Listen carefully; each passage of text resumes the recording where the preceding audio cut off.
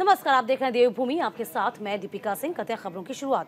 रुड़की में आज Republican party of India के प्रदेश अध्यक्ष सेठपाल सिंह और प्रदेश महासचिव देवेंद्र सिंह ने प्रेस कॉन्फ्रेंस की है। इस दौरान उन्होंने बीजेपी पर सरकार पर निशाना साधा। कहा कि बीजेपी सरकार के राज में गरीब, मजदूर और किसान पूरी तरह से त्रस्त हैं। साथ ही किसानों का बकाया गन्ना भुगतान जल्द ही दिए जाने और गन्ना मूल्य घोषित करने की मांग भी की है। तो रिपब्लिकन पार्टी ऑफ इंडिया की प्रेस कॉन्फ्रेंस, जिसमें प्रदेश अध्यक्ष महासचिव ने बीजेपी पर निशाना साधा। कहा कि बीजेपी की राज में गरीब पूरी तरीके से त्रस्त हो गया है।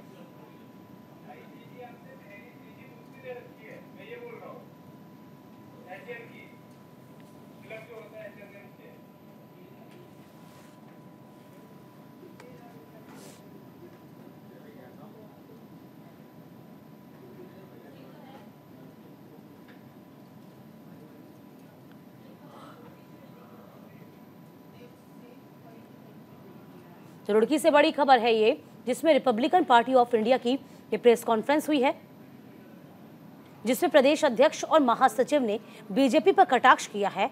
आरोप लगाया है कि बीजेपी के राज में गरीब पूरी तरीके से बर्बाद हो चुके हैं।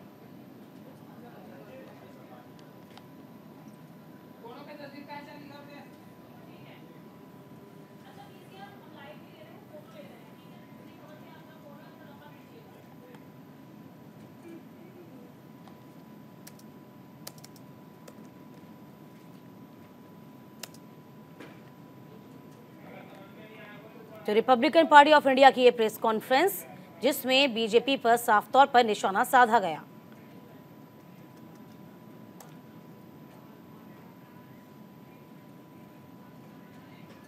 सरकार अवैध अतिक्रमण के खिलाफ लगातार कार्रवाई कर रही है और इसी दिशा में सख्त रुख भी अख्तियार किया जा रहा है। बीते दिनों ऐसे कई स्थानों पर बुलडोजर चलाया गया, जहां लोगों ने सरकारी जमीन पर कब्जा करके अवैध निर्माण कर लिया था। खबर लक्सर से।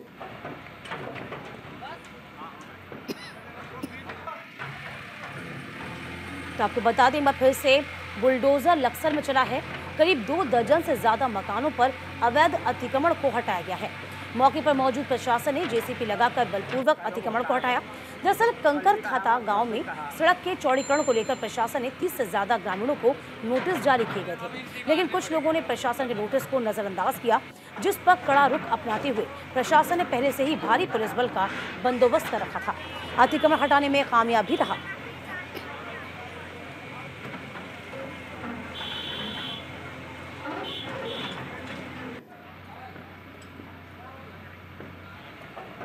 अक्सर तस्वीर दिखा रहे हैं, जहां अतिक्रमण हटाओ अभियान की शुरुआत हुई है।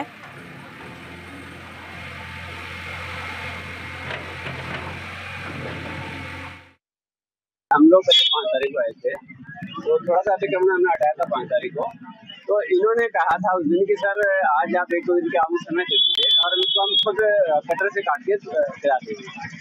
तो हमने 7 तारीख की डेट कर दी थी, लेकिन अभी कुछ लोगों ने तो कर दिए थे, कुछ तो खुद ही काम करे, खुद ही करवा रहे हैं, और जो नहीं कर रहे हैं उनको हमने बलपूर्वक कह लीजिए, हमने उसको जो है छुड़वा दिया है। थोड़ा ही बचा।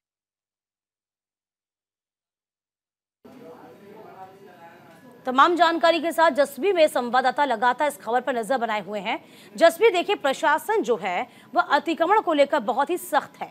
कहा है किसी भी तरीके से अतिक्रमण को बर्दाश्त नहीं किया जाएगा। तस्वीरें अभी लक्सर में हम देख पा रहे हैं। क्या अभी तक अतिक्रमण शांतिपूर्वक तरीके से हट पाया?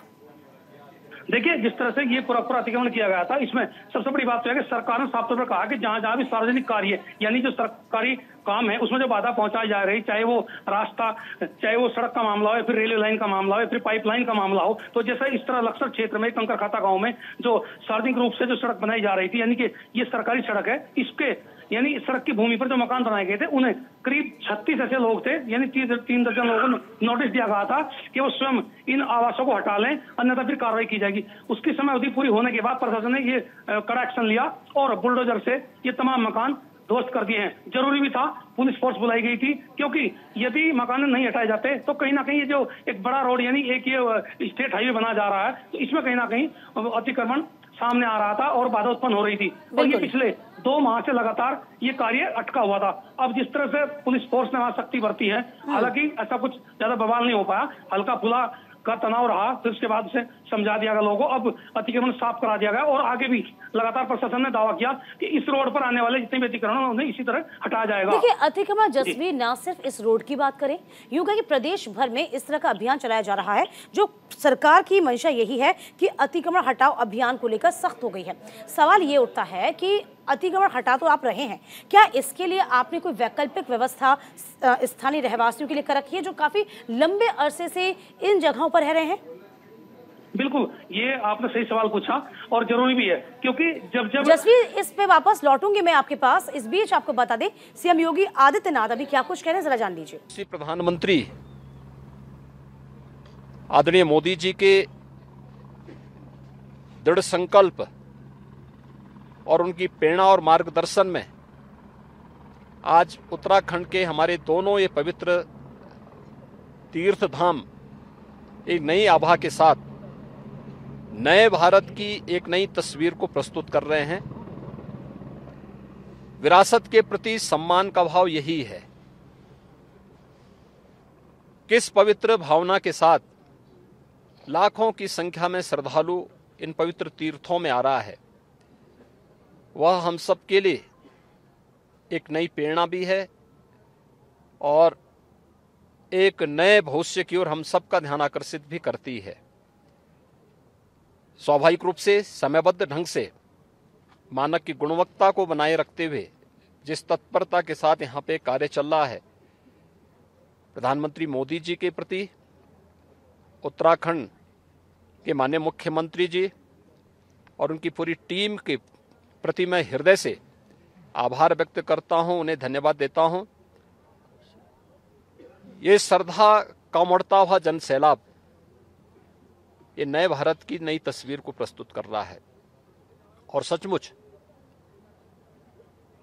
इसमें दृष्टि भी है, दूरदर्शिता भी है, इसमें पर्यटन भी है और श्रद्धालु जनों की जनास्था का सम्मान का भाव भी है। इन सब को समेटे हुए केदारपुरी का यह नवनिर्माण बहुत अच्छे ढंग से आगे बढ़ रहा है, यह अभिनंदनीय है। भगवान केदारनाथ का, भगवान बद्री विशाल का आशीर्वाद इसी प्रकार से बना रहे, इस दृष्टि से आज मुझे यहाँ आने का सौभाग्य प्राप्त हुआ है और मुझे बहुत आनंद की अनुभूति हुई कि यहाँ पर दोनों पवित्र तीर्थों का दर्शन मुझे यहाँ पर करने और यहाँ के स्थानीय नागरिकों, पुरोहितों, तीर्थ पुरोहितों के साथ साथ व्यवस्था से जुड़े हुए सभी पदाधिकारियों का, जिन भी यहाँ पर आने वाले जितने श्रद्धालु हैं उनके मन में कितना उत्साह है, यात्रा की कोई थकावट नहीं, यही दिखती है कि यह तीर्थ स्थल आस्था के साथ साथ राष्ट्रीय एकात्मता के भी आधार हैं। सुदूर दक्षिण से भी, पूरब से भी, पश्चिम से भी, पूरे देश के अलग अलग कोनों से आए हुए श्रद्धालुजन हमारी राष्ट्रीय एकात्मता का नया दर्शन भी कराते हैं। मैं उत्तराखंड सरकार को इस सुविधा के लिए हृदय से धन्यवाद देता हूं।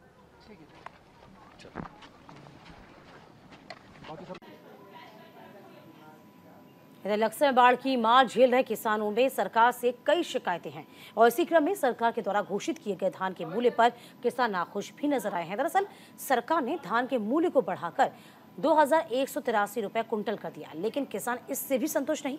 किसानों से हमारे सहयोगी जसवीर सिंह ने खास बातचीत की, जरा जानिए। हरिद्वार देहात क्षेत्र में धान की कटाई काम शुरू हो गया है। दूसरी तरफ जो सरकारी खरीद केंद्र बनाए गए हैं उन पर सन्नाटा पसरा हुआ। वजह यह है कि कहीं बारदाना नहीं है तो कहीं सी मेन पावर की कमी है। हम मौजूद हैं लक्सर क्षेत्र में और यहाँ कुछ किसान अपना धान खेत से काट रहे हैं और अब तैयारी कर रहे हैं धान को बेचने की। इनसे बात भी कर लेते हैं किस तरह से इस बार क्या औसत निकला है, यानी कि यील्ड यानी पैदावार कैसी रही है, चूँकि ये पूरा इलाका बाढ़ग्रस्त रहा है और धान की फसल को नुकसान पहुंचा था। आपका नाम क्या है जी?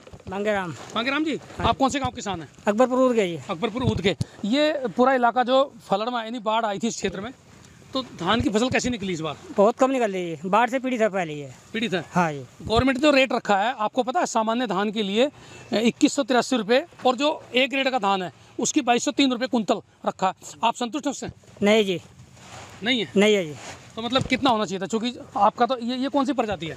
या सरबती है। सरबती है। हाँ जी। सरबती तो ए ग्रेड में आती होगी। हाँ जी। तो रेट कम है इसका? हाँ जी, रेट कम है। आप देख सकते हैं किसान कितनी मेहनत मजदूरी के साथ में अपने धान को इकट्ठा कर रहा फसल को, जो फसल बच गई थी। और भी यहाँ कई किसान हैं। आपका नाम क्या है? गोविंद जी। गोविंद भाई जरा चेहरा इधर कर लो। अच्छा, आप ये बताओ, आप धान के इसमें खेत में इस पूरी फसल को आज समेट रहे हैं, यानी इसे घर ले जा रहे हैं। अब क्या करेंगे? इसे बेचेंगे? जी ना, घर रखूँगा जी। घर रखेंगे भी? अच्छा, बेचेगा जी, बताओ खर्चा तो उखाड़ना जब पीड़ित हो रहे हैं, इसमें क्या होगा? बेचना पड़ेगा मतलब? हाँ जी, बेचना पड़ेगा जी, परेशानी। त्योहारी सीजन है, बेचना पड़ेगा कह रहे हैं कुछ महिलाएं, किसान भी इनसे बात करेंगे। आपका नाम क्या था जी? बबली। बबली जी। बबली जी, आपको क्या लगता है कि सरकार को रेट कितने रखने चाहिए थे? मतलब इस बार जो रेट ज्यादा रखना चाहिए था, खुद ही कम बहुत रेट रख रखे। अच्छा, बाढ़ में जो फसल नष्ट हुई है उसका मुआवजा मिला आपको? जी नहीं मिला। नहीं। जसवीर सिंह न्यूज़ अक्सर। और फिलहाल वक्त एक छोटे से ब्रेक का, फौरन लौटते हैं हम। Welcome back. हरिद्वार के रिहायशी इलाके में अक्सर जंगली जानवरों का आतंक देखने को मिलता है। मामला हरिद्वार के भेल क्षेत्र स्थित राजकीय प्राथमिक विद्यालय का, जहां आज करीब 12 बजे, आपको बता दें, स्कूल परिसर में गुलदार की चहलकदमी देखने को मिली है। ऐसे में क्लास के छात्र छात्राओं ने हल्ला मचाना शुरू कर दिया, जैसे शिक्षकों ने भी दरवाजे को बंद कर दिया और वन विभाग की टीम, पुलिस को इस मामले की जानकारी दी गई। सूचना मिलने के बाद वन विभाग की टीम और पुलिसकर्मी मौके पर पहुंचे, जहां वो पटाखे फोड़कर हवा में फायर किया गया। हालांकि गुलदार तब तक वहां से जा चुका था। आसपास के लोगों ने बताया है कि कुछ दिन पहले भी गुलदार को इसी क्षेत्र में देखा गया था। ये तो रोज़ 5-6 बजे करीब आ जाता है यहाँ पे। 2-3 बच्चे हैं उसके, और यहाँ बच्चों के साथ बैठ जाता है। एक दिन यहाँ दीवार से कूद के घर में चला गया, यहाँ क्वार्टर में 22 नंबर क्वार्टर में कुत्ता उठा के ले गया, और उसका रोज़ का हो रहा है। यहाँ पे खतरा पूरा बना हुआ है। प्रशासन कोई कदम उठा नहीं रहा। इसमें कई बार कंप्लेंट कर चुके, कुछ ना कुछ तो समाधान करना पड़ेगा। अभी बच्चों के स्कूल में आ गया था, तो बच्चों को भी खतरा है इससे। संवाददाता लगातार बने हुए हैं। संजय, देखिए, रिहायशी इलाके में गुलदार अब आने लगे हैं। अब समस्या ये हो रही है कि अभी तक इस गुलदार को पकड़ा भी नहीं गया। कब से ये पूरा मामला गरमाया हुआ है? देखिए, ये कोई पहला मामला नहीं है। आपको बता दें कि पहले भी हरिद्वार के जो रिहायशी क्षेत्र है, यानी जो आबादी वाले क्षेत्र है, वहां पर जो गुलदार था वो लगातार दस्तक दे रहा था, जिसके बाद स्थानीय लोगों ने कई बार वन विभाग को इसकी सूचना भी दी, लेकिन अभी तक इसका कोई स्थायी समाधान नहीं हुआ है। हालांकि आतंक गुलदार का इतना होता है कि जो रिहायशी इलाकों में जो जानवर घूमते हैं उन्हें भी उठाकर ले जाता है, जिसके चलते कहीं ना कहीं जो आसपास के लोग हैं वो डरे सहमे हुए हैं। हालांकि इसको लेकर समय समय पर जो विभागीय अधिकारी है उनको भी कहा गया है, और उन्होंने भी बड़े बड़े दावे किए हैं। कई बार तो उन्होंने तारबाड़ जैसी जो वहां पर लगाई है, उसके बावजूद भी जो गुलदार है वो लगातार ही यहाँ पर पहुंच रहा है। यानी कह सकते हैं कि अगर कोई स्थायी समाधान ना हुआ तो कहीं ना कहीं जो गुलदार है वो किसी बड़ी घटना को अंजाम दे सकता है। जी देखिए, लगातार वन विभाग का अमला रेडी है, तैयार है, और इसके बावजूद भी बच्चों पे खतरा मंडरा रहा है। संजय, ये गंभीर विषय हो जाता है। देखिए, बिल्कुल लगातार जहाँ बच्चे हो या बड़े हो सभी को गुलदार से डर लगता है, क्योंकि जो हरिद्वार का जो रिहायशी क्षेत्र है वो कहीं ना कहीं राजा जी पार्क से सटा हुआ है। यानी कह सकते हैं कि वहाँ जो जानवर होते हैं वो कहीं ना कहीं जो आबादी वाले क्षेत्र में चले जाते हैं। उसमें लक्सर की बात करें या भेल क्षेत्र की बात करें, तमाम ऐसे क्षेत्र हैं जहाँ पर जो गुलदार है वो आ जाता है। गुलदार ही नहीं है, बड़े बड़े जानवर, जो हाथी जैसे जो जानवर है वो भी टहलने यहाँ पर आ जाते हैं, जिसको लेकर लगातार कहा जा रहा है, लेकिन अभी कोई समाधान नहीं हुआ है। अगर स्थायी समाधान नहीं होता है तो कहीं ना कहीं बड़ी घटना भी घट सकती है। जी चलिए संजय, बहुत शुक्रिया आपका तमाम जानकारी देने के लिए। तो फिलहाल गुलदार का खतरा लगातार बना हुआ है, लेकिन समस्या ये है कि जो गुलदार है अब रिहायशी क्षेत्र में लगातार प्रवेश कर रहे हैं। इधर 29 अप्रैल 2020 से NHM ने नेशनल टेलीमेडिसिन सर्विस की शुरुआत कर दी है। उत्तराखंड सहित पूरे विश्व की अब इस सर्विस का लाभ प्रदेश जनता के साथ साथ बाहरी राज्यों के लोग भी दे रहे हैं। बता दें कि इससे मरीज का इलाज टेलीमेडिसिन के द्वारा किया जाता है। इसमें वरिष्ठ चिकित्सा अधिकारी डॉक्टर विकास भट्ट काफी लंबे समय से काम कर रहे हैं। डॉक्टर विकास भट्ट ने अब तक कुल 1,51,000 1000 से ज़्यादा मरीजों का उपचार टेलीमेडिसिन के जरिए किया। वहीं उत्तर प्रदेश, मध्य प्रदेश, छत्तीसगढ़, उड़ीसा, गोवा, केरल, पंजाब आदि राज्यों को भी इस सर्विस का भरपूर लाभ मिल रहा है। इन राज्यों से मरीजों की कॉल आती है और उनका उपचार टेलीमेडिसिन के जरिए किया जाता है।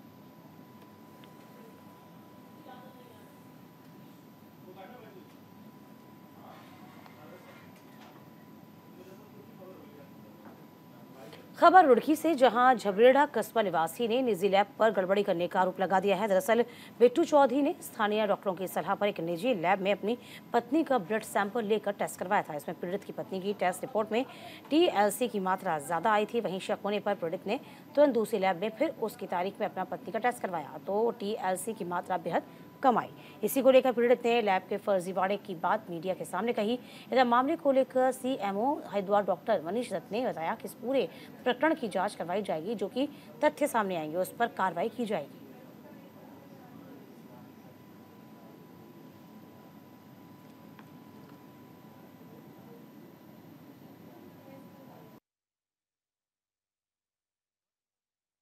मैंने ना बोल दिया भाई सैंपल ले लो, फोन कर लो, और उन्होंने क्या बोला इनको क्या नहीं बोला, ये अपने आप घटवाते हैं बढ़वाते हैं। रिपोर्ट में क्या घपला चल रहा है, घपला ही है। तो जो आज रिपोर्ट फिर आई उसमें आया 20,900 TLC बढ़ी। हालांकि नॉर्मल TLC होती हैं 4,000 से लेकर मैक्सिमम 9-10 हज़ार तक। इन्होंने दिखाई 20,900। अगर TLC 20,900 होती तो शरीर में बहुत ज़्यादा गड़बड़ होगी, दिक्कत परेशानी होगी, पर ऐसी कोई समस्या नहीं है। ठीक है जी, मेन समस्या सिर्फ बुखार की थी। डाउट हुआ मुझे TLC को लेकर इनकी रिपोर्ट में। मैं एक रिपोर्ट दूसरी लैब में जो झबड़ा के अंदर ही है, मैं मतलब सेल्फ द्वारा कराई गई, चुपके से बिना बताए किसी को, कुछ ही 1 घंटे के अंतर के बाद।